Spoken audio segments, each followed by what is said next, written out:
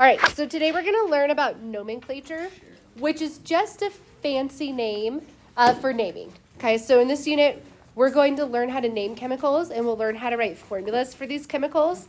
Today we're just working on building a strong foundation. So let's review. There's about 100 elements that occur naturally. Okay, and then of those 100 elements, they can combine and make compounds. Okay, so if you have 100 elements that can make different combinations of compounds, how many compounds are on our planet? 100. How many? More than 100, right?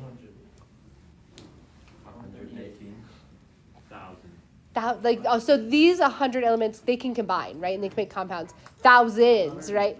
Probably tens of thousands, maybe hundreds of thousands. So if we have that many compounds, we have to have a way to keep track of them and to talk about them, right? You do not need to write this slide down. I know I have some bold. You don't need to write this one down. Okay. So at first, chemists were thinking well, what if we just used properties? Okay, so let's think about metals. What's the color of most metals? Okay, gray. I would go silver, right? Silver. And most are shiny. And do they all conduct electricity? So if we were going to identify metals based off their properties, how long of a list would we have to generate? Really long, right? So chemists, it didn't take them long to figure out that that's not going to be a good technique. Okay. So instead, the chemistry community has come up with a name and a formula for each substance. Okay, so that's the unit. So we're going to learn how do we name and how do we write formulas. All right, the reason why, it's essential. So this brings us back to our warm-up. Again, what is it like if we have multiple names for the same road?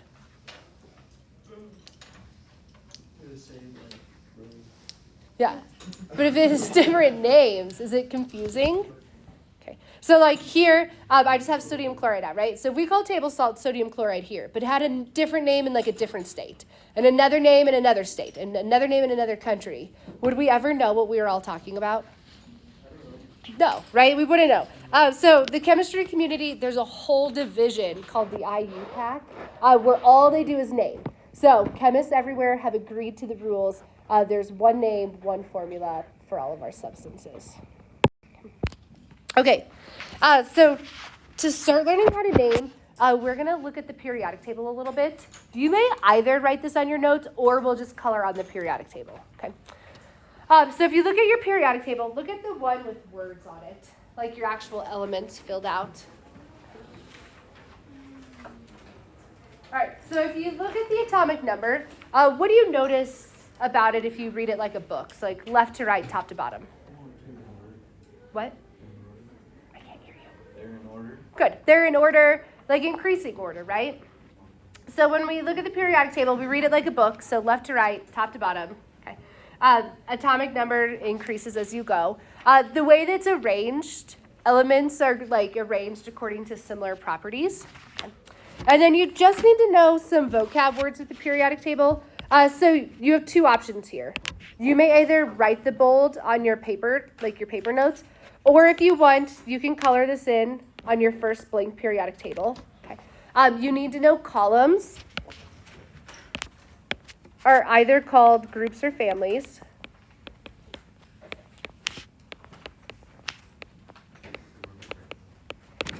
So you can write this either in your notes, or I gave you those 4 blank periodic tables. You can label it on one of those blank periodic tables. All right, and then rows are called periods.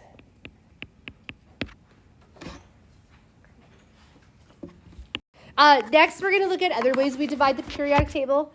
We can give each group a number-letter combination. So you can use the same periodic table. So still use that first blank periodic table. Go ahead and label the columns that end with an A. Okay, so the first column is 1A. Okay. Second column is 2A. Then you're going to jump. So do you see how you have this shorter section? Jump all the way to back where they get taller. So then it goes 3A, 4A, 5A, 6A, 7A, 8A.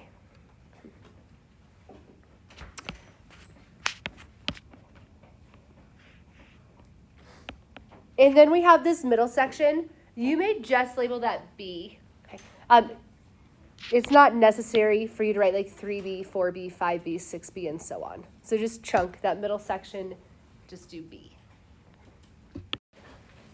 Okay, so now we're going to take those A's and B's to break up the element or the periodic table into just two big groups. So we can break up the periodic table into a group called representative elements and then transition metals. So this time, take your second blank periodic table. Okay, so use your second one. Any column you labeled with an A on the previous one, shade that in whatever color you want it to be. Okay, those are going to be called your representative elements. And then that section you labeled with a B, those are going to be your transition metals. And then do you see on your periodic table, it's missing on mine, you have two rows below?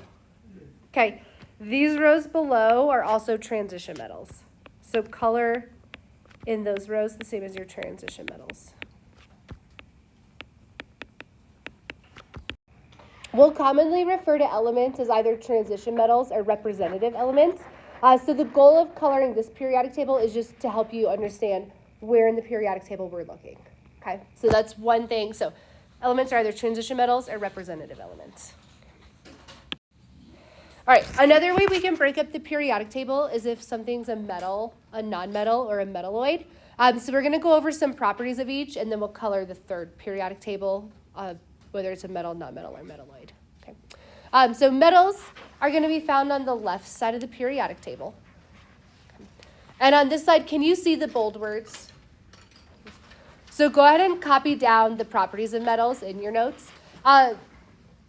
Metals are going to be good conductors of electricity. Okay. What does that mean if they conduct? They take through energy. Okay, they take through it. So like electricity can like pass through it easily. How many of you get shocked when you touch something metal? Good, thank you. They have a high luster when clean. Do we know what luster means? Good, shiny. Think of like a brand new penny, right? So when it's like new and clean, it is shiny. They're ductile, which means they can be drawn into wires. Okay, so think like your iPad or your cell phone charger. What's on the inside of your cable? Good, copper wire. Okay. They're malleable, which means they can be beaten into thin sheets. What's probably the most common example of a thin sheet of metal we're familiar with? Good, like aluminum. Okay. So think like aluminum foil, when we think about like malleable. And then when we look at our elements on the periodic table, like 80% are metals. Okay, so majority of our elements are going to be metals. They are all going to be solid at room temperature, except mercury. What state of matter is mercury? Liquid. Good, liquid. So besides that one, they'll all be solid. All right, our nonmetals are found in the upper right corner of the periodic table. Except hydrogen. Where do we find hydrogen? Top left. Hydrogen is a non-metal though. Okay, so it's not a metal, it's a non-metal. These ones are poor conductors of electricity. Does anyone know what we call it when something is a poor conductor?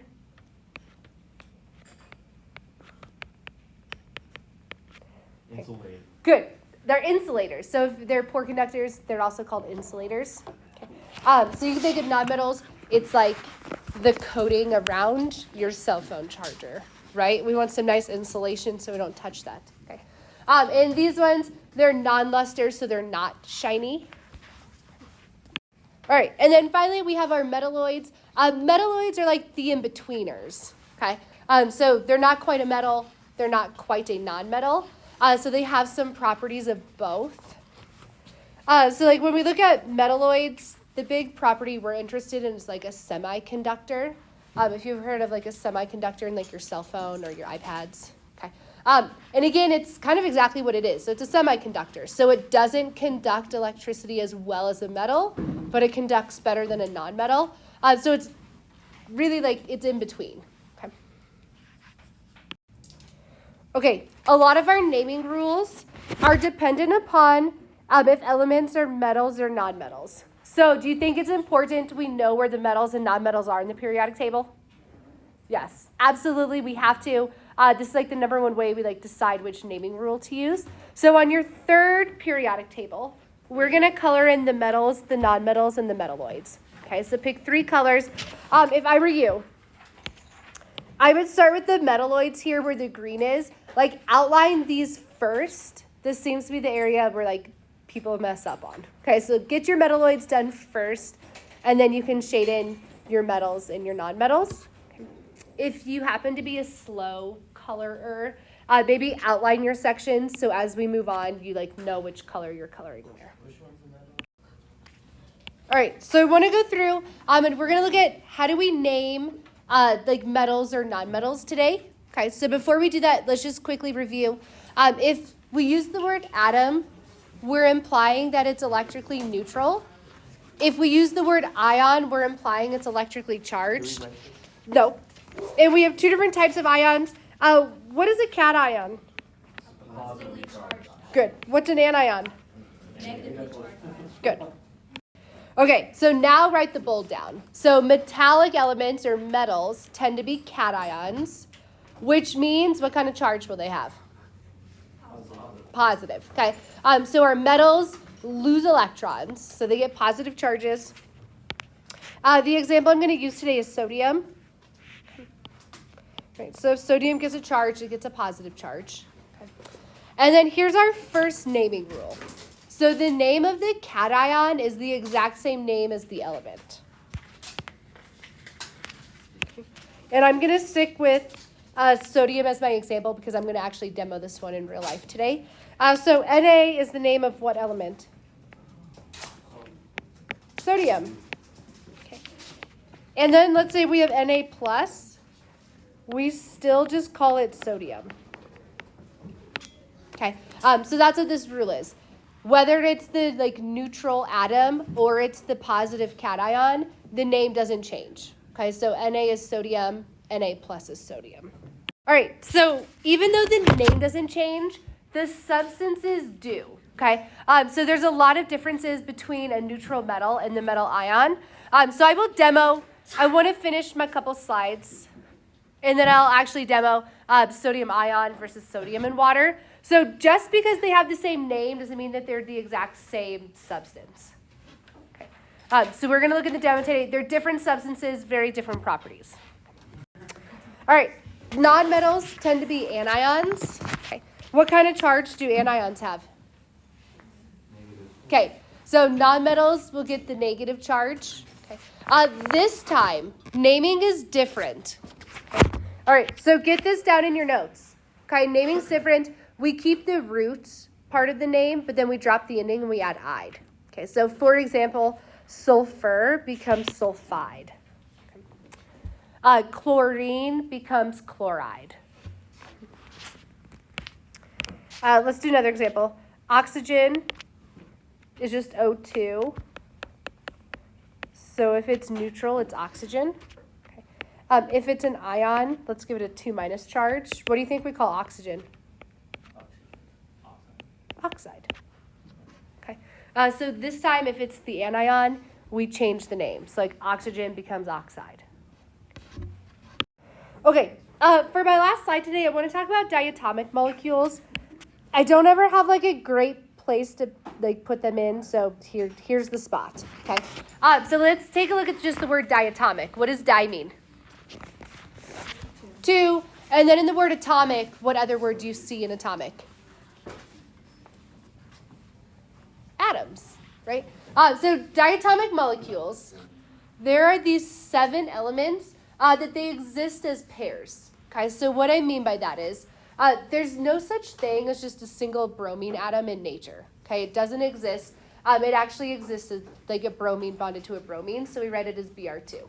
Okay, same thing for iodine. Okay, there's no such thing as just a single iodine atom like found in nature. It's always paired up to a second iodine.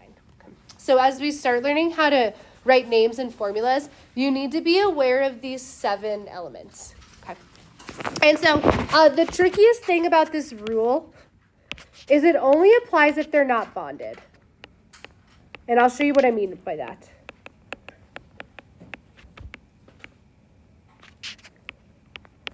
Say not bonded to a different element.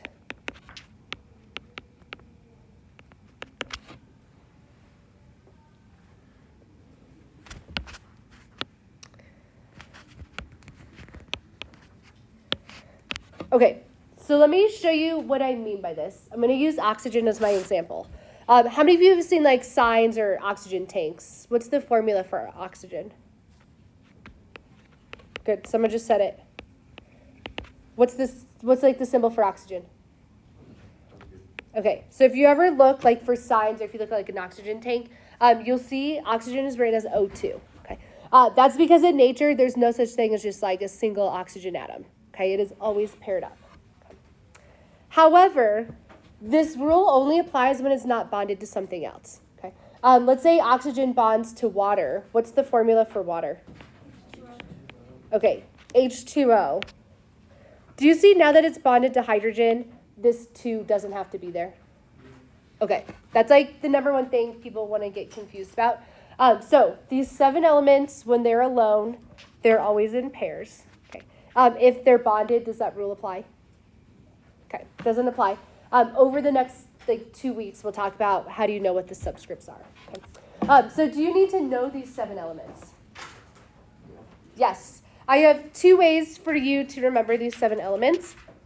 The first one is if we put all these symbols together and we spell it out like a word, like read down the line, it spells out and makes the word Brinkelhoff. Everyone say Brinkelhoff. Okay, Brinkelhoff, I'll write them this way too. So it's Brinclhof.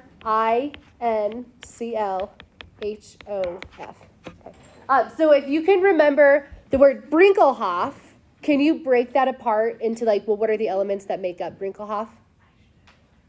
Maybe. Okay, so that's one way. The other way, there are 7 elements.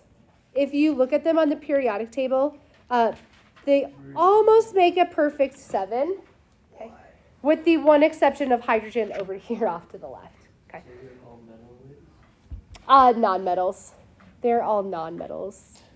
Okay. Okay, so you can also remember it's like this group of elements that make the 7 in kind of the top right-hand corner, plus hydrogen you just have to remember on your own. Okay. Personally, I'm a Brinkelhoff person. I remember Brinkelhoff back from when I took high school chemistry. Okay. But I have lots of people who remember it makes a 7 in the periodic table as well.